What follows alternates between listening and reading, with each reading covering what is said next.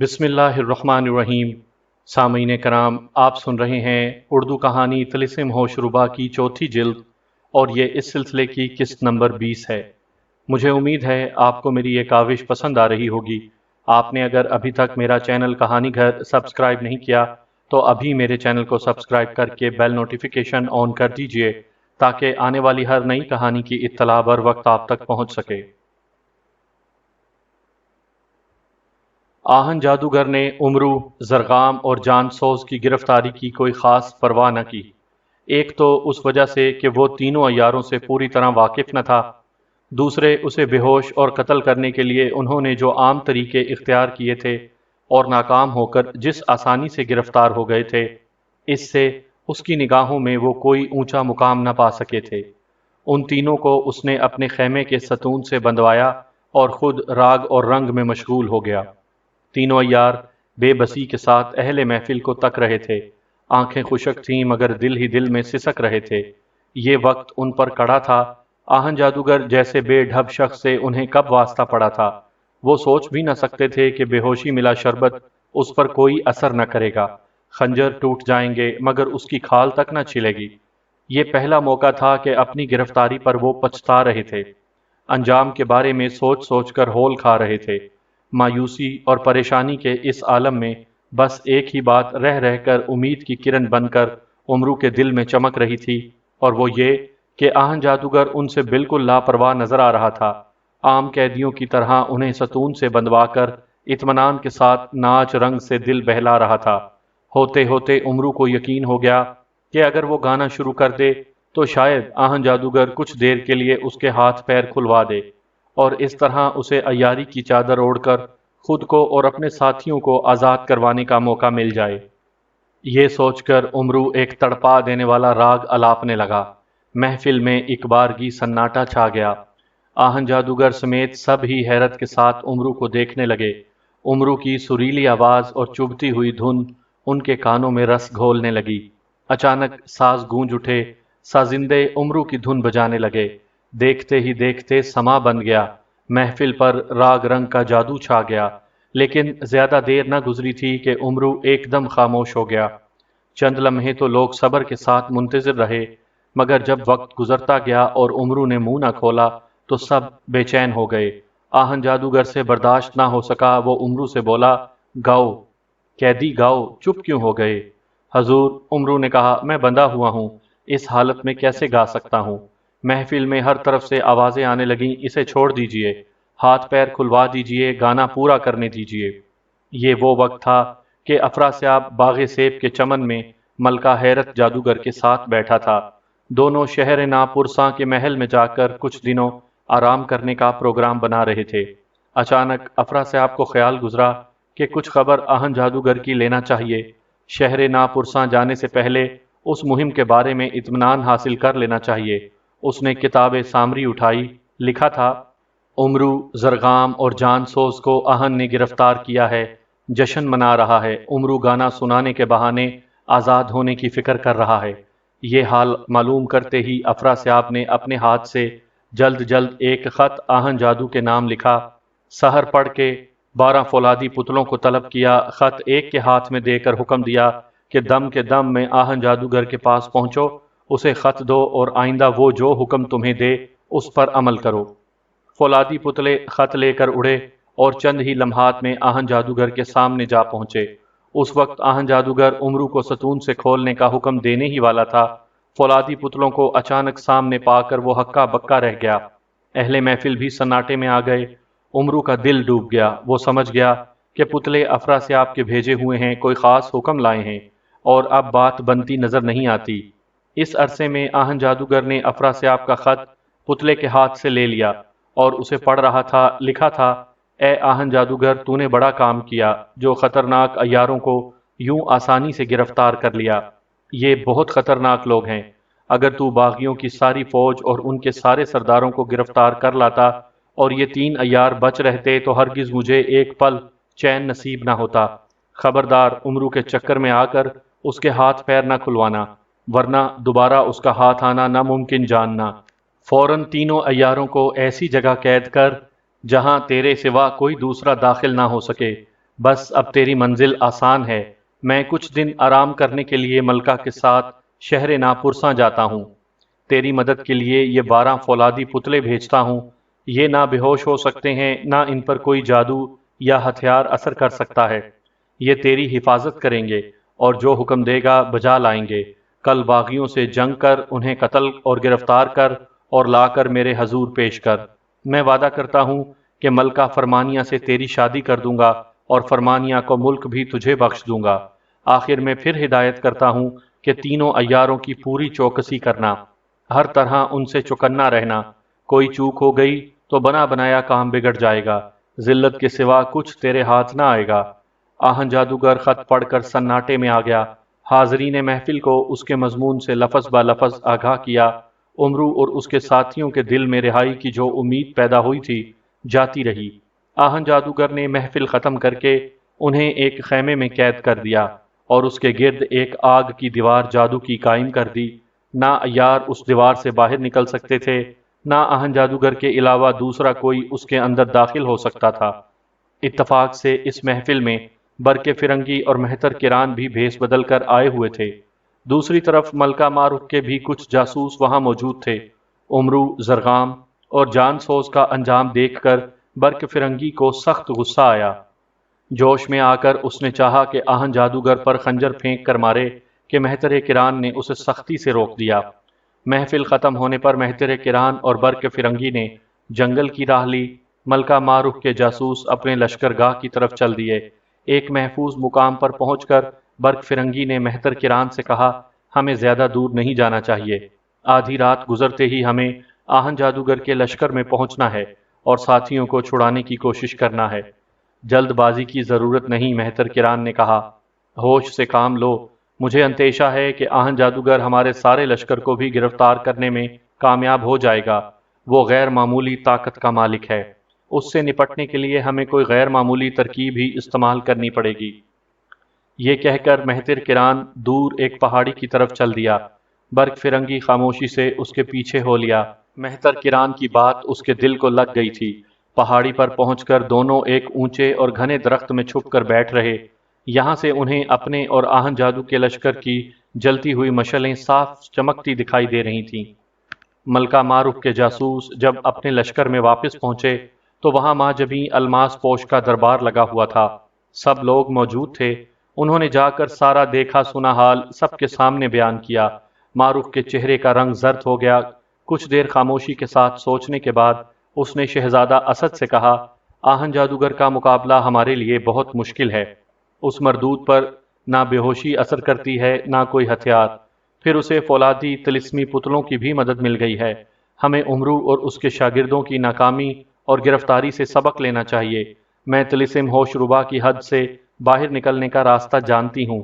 بہتر ہے کہ سب راتوں رات یہاں سے روانہ ہو جائیں اور امیر حمزہ کے پاس پہنچنے کی کوشش کریں۔ وہ ہم سب سے زیادہ تجربے کار بھی ہیں اور خدائی طاقت کے مالک بھی۔ ان کے ساتھ ہو کر لڑیں گے تو دشمن پر آسانی سے فتح پائیں گے۔ شہزادہ اسد یہ سن کر جوش سے اٹھ کھڑا ہوا اور تلوار کے قبضے پر ہاتھ رکھ کر کہنے لگا، ملکہ صاحبہ، میں آپ کی اس رائے سے اتفاق نہیں کر سکتا۔ آپ آہن جادوگر کی طاقت اور عیاروں کی گرفتاری سے کچھ زیادہ ہی خوفزدہ ہو گئی ہیں۔ شاید آپ نہیں جانتی کہ خواجہ امرو اور ان کے شاگرد اس سے پہلے بھی کئی بار گرفتار ہو چکے ہیں اور آہن جادوگر جیسے طاقتور جادوگروں سے اس سے پہلے بھی ہمارا کئی بار سابقہ پڑ چکا ہے۔ آپ بالکل پریشان نہ ہوں، عیار کسی نہ کسی طرح رہا ہو جائیں گے اور کل ہم میدان جنگ میں آہن جادوگر اور اس کے فولادی پتلوں کو بھی نیست و نابود کر دیں گے۔ آگے بڑھ کر پیچھے ہٹنا اب ہمارے لیے ناممکن ہے۔ بغیر طلسم فتح کیے نانا جان کے پاس واپس جانا میرے امکان سے باہر ہے۔ آپ حوصلے سے کام لیں، انشاءاللہ ہم کامیاب ہوں گے۔ ماجبین نے شہزادہ اسد سے اتفاق کرتے ہوئے ایک زوردار تقریر کی۔ اس پر ملکہ ماروخ اور سارے درباری جوش میں آ گئے۔ سب نے آخر دم تک لڑنے مرنے کا عہد کیا اور جنگ کی تیاریوں میں مشغول ہو گئے۔ دوسرے دن سورج نکلتے ہی دونوں لشکر آمنے سامنے آ ڈٹے۔ جنگ کے نکارے زور شور سے بجنے لگے۔ بہادروں کے دل کارنامے انجام دینے کے لیے بے چین ہونے لگے۔ بزدل اور ڈر پوک طرح طرح کے بہانوں سے پچھلی صفوں کی طرف کھسکنے لگے۔ اچانک آہن جادوگر کے لشکر میں نعرے بلند ہوئے۔ بیچ کی صفوں نے دائیں بائیں ہٹ کر راستہ بنایا اور اس میں سے ہوتا ہوا ایک گرانڈیل جادوگر سردار مست گینڈے پر سوار میدان کی طرف بڑھنے لگا۔ معروف کے لشکر میں سے ہر ایک نے اس پر نگاہیں جما دیں۔ گینڈے پر سوار شخص بڑے غرور کے ساتھ دونوں لشکروں کے درمیان پہنچ کر رک گیا۔ حکارت کے ساتھ معروف کے لشکر پر ایک نگاہ ڈالی اور گرجدار آواز میں کہنے لگا، جو نہیں جانتا جان لے، جو نہیں پہچانتا پہچان لے، میرا نام آہن جادوگر ہے، شہنشاہ افراسیاب کا ادنا سا غلام ہوں، دشمنوں کے لیے موت کا پیغام ہوں۔ آج تم میں سے ایک بھی میرے ہاتھوں قتل یا گرفتار ہونے سے نہ بچ سکے گا، نہ دھوکہ دے سکے گا، نہ بھاگ سکے گا۔ اب جس میں حوصلہ ہو میرے مقابلے پر آئے، اپنا ہنر آزمائے۔ یاد رکھو، اگر تم میں سے کوئی میرے مقابلے کو نہ نکلا تو زیادہ انتظار نہ کروں گا، تنہا تم پر یلغار کر دوں گا۔ چلو آؤ، کون آتا ہے؟ شکیل جادوگر اس کی یہ لن ترانی برداشت نہ کر سکا۔ ماجویں الماس پوش کے تخت کے قریب پہنچ کر اس نے جنگ کی اجازت حاصل کی اور اپنے اژدہے کو اڑاتا ہوا آہن جادوگر کے سامنے جا پہنچا۔ آہن جادوگر اسے پہچان گیا اور کہنے لگا، اے شکیل، مجھے تیری جوانی پر رحم آتا ہے، واپس چلا جا، کسی دوسرے سورما کو بھیج۔ تو شہنشاہ کا عزیز بھی ہے، میں نہیں چاہتا کہ میرے ہاتھوں تجھے کوئی نقصان پہنچے۔ یہ سنتے ہی شکیل للکارا، او بزدل، کیوں باتیں بناتا ہے؟ میدان میں آیا ہے تو وار کر، ہرگز میرا لحاظ نہ کر، میں پیٹھ دکھانے والوں میں سے نہیں ہوں، شیر ہوں، بہادر ہوں، صف شکن ہوں، تجھے سلامت واپس نہ جانے دوں گا۔ آہن جادوگر نے ایک کہا لگایا، اچھا تو اپنے حوصلے نکال، وعدہ کرتا ہوں کہ تجھے قتل نہ کروں گا، جیتے جی گرفتار کروں گا۔ چل، ہو چکی بکواس، لے میرا وار سنبھال۔ یہ کہہ کر شکیل نے پھرتی کے ساتھ جھولی سے ایک سندور لگا ناریل نکالا اور آہن جادوگر کی طرف پھینک مارا۔ ناریل پھٹا اور اس میں سے سیاہ بل کھاتا ہوا دھواں نکل کر آہن جادوگر کے چاروں طرف پھیل گیا۔ دیکھتے ہی دیکھتے دھوئیں کی اس چار دیواری میں کتنے ہی تلسمی پنجے نکلے اور چاروں طرف سے آہن جادوگر پر تیر، تلوار اور نیزے برسانے لگے۔ یہ مصیبت دیکھ کر آہن جادوگر نے اپنی جھولی میں سے مٹھی بھر قبر جمشید کی خاک نکالی اور چاروں طرف دھوئیں پر چھڑک دی۔ پلک جھپکتے میں سارے تلسمی پنجے غائب ہو گئے، دھوئیں کا گھیر کافور ہو گیا۔ آہن جادوگر کہے لگانے لگا۔ جھنجھلا کر شکیل نے ایک دوسرا ناریل اس پر کھینچ مارا۔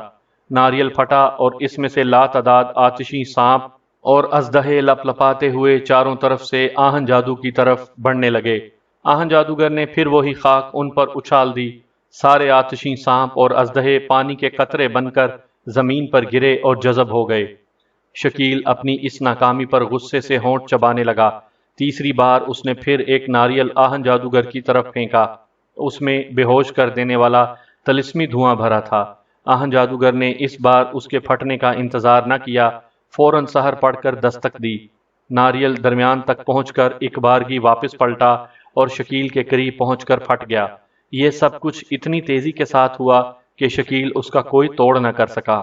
بے ہوشی کا دھواں آنن فانن اس کے چاروں طرف پھیل گیا اور اس کے ناک اور منہ میں داخل ہو گیا۔ دوسرے ہی لمحے وہ زمین پر چت پڑا تھا۔ معروف کے جادوگر شکیل کو اٹھانے کے لیے لپکے۔ اس پر آہن جادوگر نے اپنے تلسمی پتلوں کو حکم دیا، شکیل کو اٹھا کر قید میں ڈال دو۔ حکم پا کر دو پتلے بڑھے۔ معروف کے جادوگروں نے انہیں روکنے کی سرتوڑ کوشش کی، مگر تلسمی پتلوں پر ان کا کوئی جادو نہ چلا۔ وہ شکیل تک پہنچے اور اسے اٹھا کر تیزی کے ساتھ آہن جادوگر کے لشکر میں واپس چلے گئے۔ ملکہ معروف کا خون کھول اٹھا، شیرنی کی طرح دھاڑتی، مردوں کی طرح للکارتی وہ آہن جادوگر کے سامنے جا پہنچی۔ آہن جادوگر سمجھتا تھا کہ وہ بڑی خطرناک جادوگرنی ہے۔ اسے حملے کا موقع دیے بغیر اس نے بے ہوشی کا ناریل معروف کی طرف اچھال دیا۔ معروف نے یہ دیکھتے ہی سحر پڑھ کر دستک دی۔ ناریل آدھے راستے سے ہی آہن جادو کی سمت پلٹ پڑا۔ آہن جادوگر نے جلدی جلدی کچھ پڑھ کر اس کی طرف پھونکا۔ ناریل اس کے قریب آتے آتے ایک بارگی آسمان کی طرف مڑا اور بلندی پر جا کر پھٹ پڑا۔ بے ہوشی کا دھواں ہوا میں ادھر ادھر پھیل گیا۔ دونوں میں سے کسی کو کوئی نقصان نہ پہنچا۔ آہن جادوگر نے غصے میں آ کر ایک سندور لگا انڈا جھولی سے نکالا اور ہاتھ میں لے کر اس پر جادو پڑنے لگا۔ ملکہ معروف نے پھرتی کے ساتھ تلسمی سوئیوں کا گچھا نکالا اور اس پر منتر پڑھنے لگی۔ جو ہی آہن جادوگر نے انڈا پڑھ کر معروف کی سمت اچھالا، मारूफ सुइयों का गुच्छा अपनी जगह छोड़कर बिजली की सी फुर्ती से उड़ी और पलटकर अपने लश्कर में जा खड़ी हुई। सुइयों का गुच्छा जमीन पर गिरा, देखते ही देखते चारों तरफ धुआं फैल गया। एक होलनाक अजदहा उस धुएं में से पैदा हुआ और आहन जादूगर की तरफ मुंह फाड़कर सांस लेने लगा। आहन जादूगर का उछाला हुआ अंडा दम के दम में उस अजदहे के मुंह के अंदर जाकर गायब हो गया और वो खुद और उसका गेंडा भी लुढ़कता हुआ बेबसी के साथ अजदहे के मुंह की तरफ बढ़ने लगा। अजदहे के सांस का जोर कम करने और उसे तबाह करने के लिए आहन जादूगर ने कई जोरदार मंत्र पढ़े, तरह तरह के वार उस पर किए, मगर अजदहे पर उनका कोई असर न हुआ। आहन जादूगर और उसका गेंडा दम बदम अजदहे के खौफनाक दहाने के करीब पहुंचते गए। आहन जादूगर के लश्कर में कोहराम मच गया। उसकी फौज के सारे जादूगर जोर जोर से मंत्र पढ़ते हुए मारूफ के तिलिस्मी अजदहे पर आग, पत्थर और तीर बरसाने लगे, लेकिन अजदहे को उनके किसी हथियार से कोई नुकसान न पहुंचा। आहन जादूगर और अजदहे के दहाने का फासला लम्हा ब लम्हा कम होता जा रहा था। उसे अपनी मौत करीब से करीब तर होती दिखाई दे रही थी। उसके और उसकी फौज के हर शख्स के चेहरे पर मायूसी छाती जा रही थी। अचानक आहन जादूगर को तिलिस्मी पुतलों का ख्याल आया। आखिरी उम्मीद बस यही एक रह गई थी। पुतलों की तरफ मुंह करके वो पूरी कुवत से चिल्लाया, ए तिलिस्मी पुतलो, मुझे बचाओ, ये जालिम अजदहा मुझे हड़प किए जा रहा है। आहन जादूगर की ये पुकार खत्म भी ना हुई थी कि तिलिस्मी पुतले अजदहे की सिमत दौड़ पड़े। 3 पुतले उसके मुंह के अंदर दाखिल हो गए। 3 उछलकर उसके सर और गर्दन से जा चिमटे। तीनों ने दायां पहलू संभाला, 3 ने बायां। फिर अंदर और बाहर से उन सब ने अजदहे को नोचना फाड़ना शुरू कर दिया। दोनों जानिब के लश्कर आंखें फाड़े ये खौफनाक तमाशा देखते रहे। इस अरसे में आहन जादूगर ने एक अजीब पुरस्रार काम किया। झोली में से उसने एक के बाद एक 4 काले कबूतर निकाले, उनका सर काटा और दाएं बाएं उड़ा दिया। हैरत की बात यह थी कि सर कट जाने के बावजूद कबूतर जिंदों की तरह उड़ते रहे। 2 मारूफ के लश्कर की दाएं जानिब गए, 2 बाएं जानिब। थोड़ी ही देर में तिलिस्मी पुतलों ने मारूफ के तिलिस्मी अजदहे के चीथड़े उड़ा दिए। आहन जादूगर ने उन्हें वापस जाने का हुक्म दिया और खुद भी अपने गेंडे को अपने लश्कर की तरफ मोड़ दिया।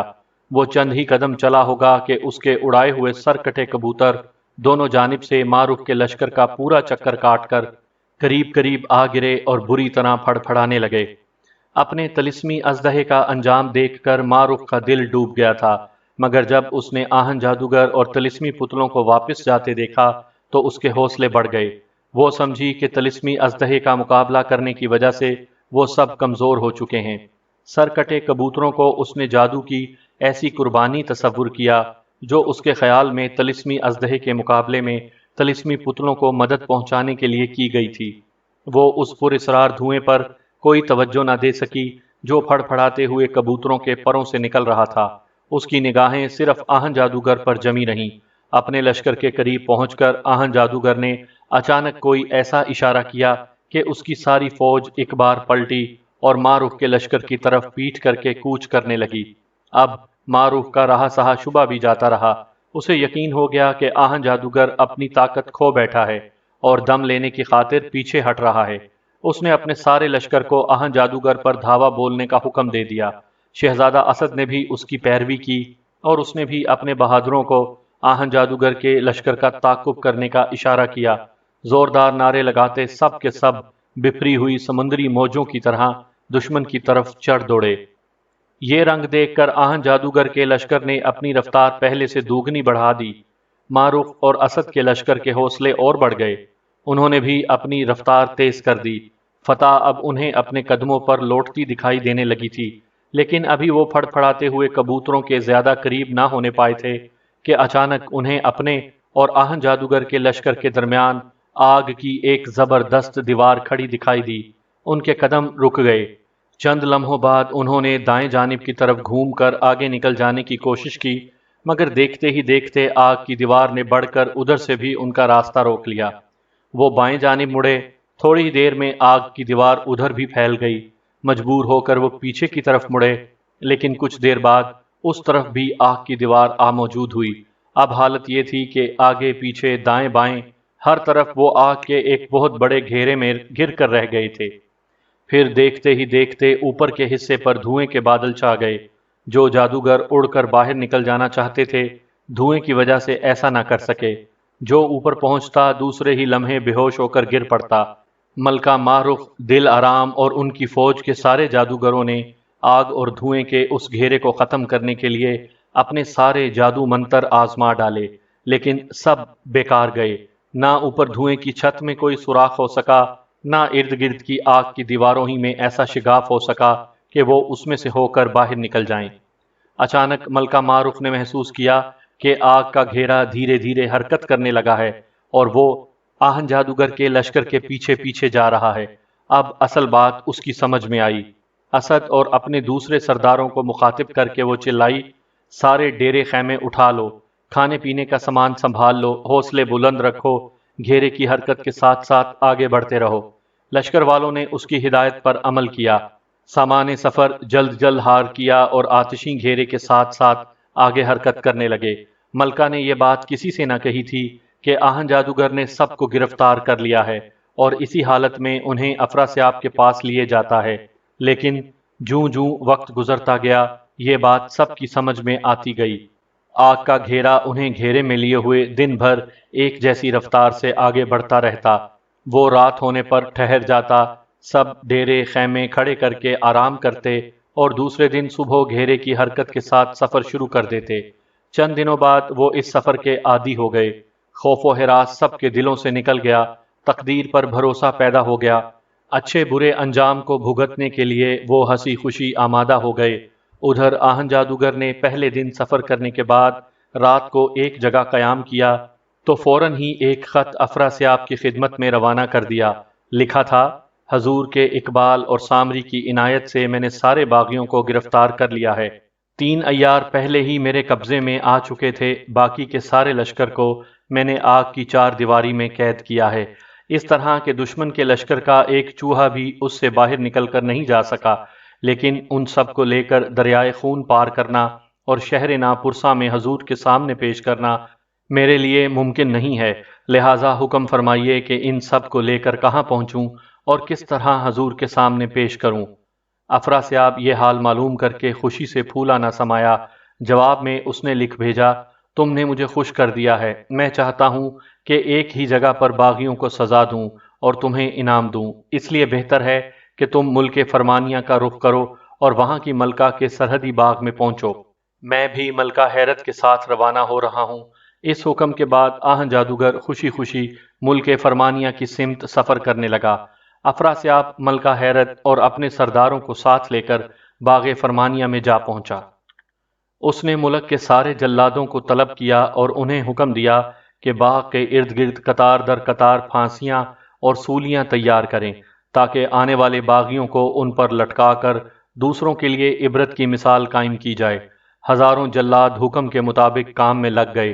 پھانسیاں اور سولیاں تیار کرنے کا کام زور شور سے شروع ہو گیا۔ اس کے ساتھ ہی افراسیاب نے یہ حکم بھی جاری کر دیا کہ ملکہ فرمانیہ اور آہن جادوگر کی شادی کی بھی دھوم دھام سے تیاری کی جائے۔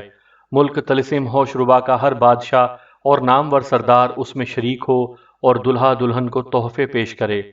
جس دم باغیوں کو پھانسی اور سولی پر لٹکایا جائے گا اسی وقت شادی کی رسم ادا کی جائے گی اور جشن فتح منایا جائے گا۔ یہ احکامات جاری ہونے پر پورے تلسم ہوشربا میں ہلچل مچ گئی۔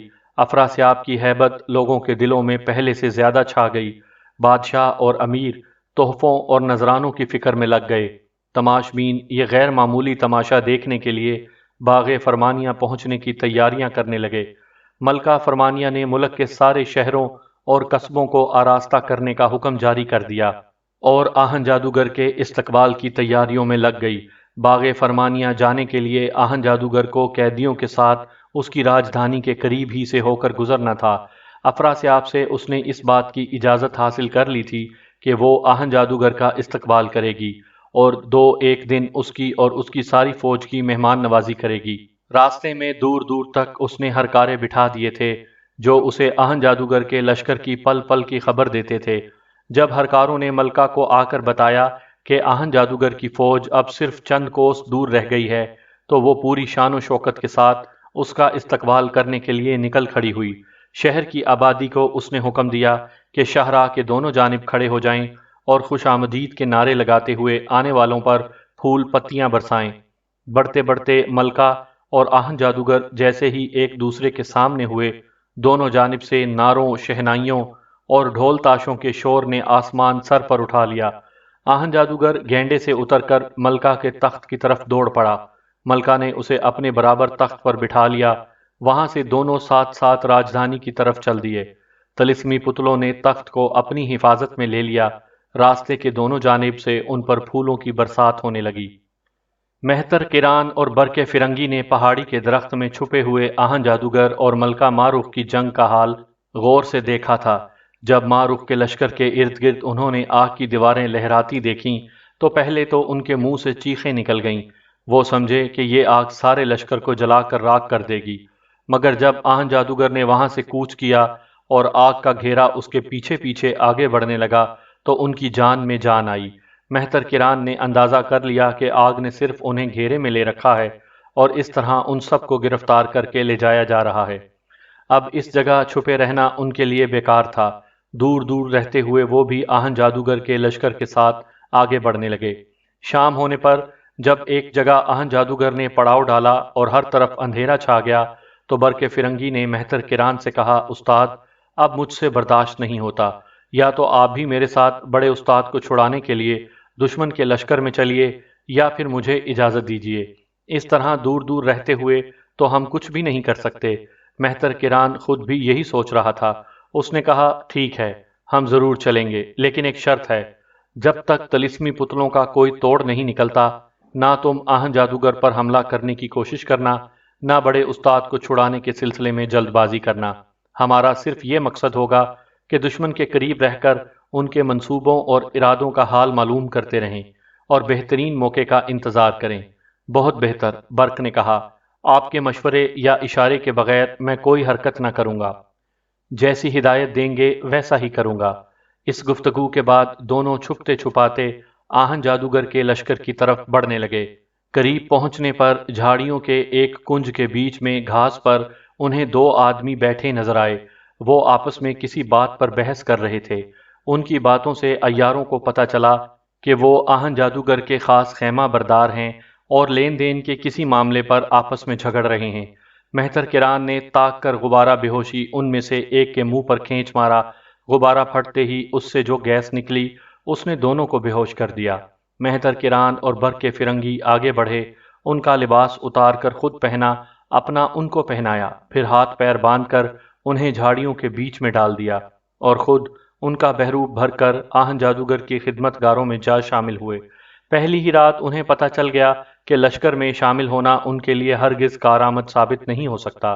دن کے سفر کرتے وقت امرو، زرغام اور جان سوز طلسمی پتلوں کی کڑی نگرانی میں رہتے ہیں اور رات کو انہیں ایک خیمے میں قید کر کے اس کے ارد گرد آگ کی چار دیواری کھینچ دی جاتی ہے۔ یوں نہ انہیں دن میں چھڑانے کی کوشش کی جا سکتی ہے نہ رات کو۔ دل پر پتھر رکھ کر انہوں نے فیصلہ کیا کہ سفر ختم ہونے اور کسی مناسب موقع کا انتظار کیا جائے۔ دوسری رات البتہ ان کے دلوں میں امید کی ایک چھوٹی سی کرن پھوٹی۔ افراسیاب کا خط آہن جادوگر کو مل چکا تھا، جس میں اس نے لشکر کو ملک فرمانیہ کی سمت کوچ کرنے کا حکم دیا تھا۔ انہوں نے خیال کیا کہ آہن جادوگر ملکہ فرمانیہ کے پاس ضرور 2-1 دن ٹھہرے گا اور اس سے پہلے ملکہ کے پاس پہنچ کر کوئی تدبیر کی جا سکتی ہے۔ یہی کچھ سوچ کر اگلی رات دونوں اس جادو کے لشکر سے نکلے اور دوڑتے بھاگتے 2-2 دنوں کی مسافت ایک دن میں طے کرتے ملکہ فرمانیہ کی راجدھانی جا پہنچے۔ انہوں نے شہر کے حالات معلوم کرنے کے خیال سے تاجروں کے بھیس میں ایک بڑی سرائی میں قیام کیا۔ اتفاق سے اسی روز سرائی میں ان کی ملاقات 2 ایسے مشہور آتش بازوں سے ہو گئی جنہیں ملکہ فرمانیہ نے آتش بازی بنانے کے لیے پڑوس کے ملک سے بلوایا تھا۔ ان آتش بازوں نے اپنے آنے کی اطلاع ملکہ کو بھجوا دی، مگر ابھی انہیں اس کی خدمت میں حاضر ہونے کا موقع نہ ملا تھا۔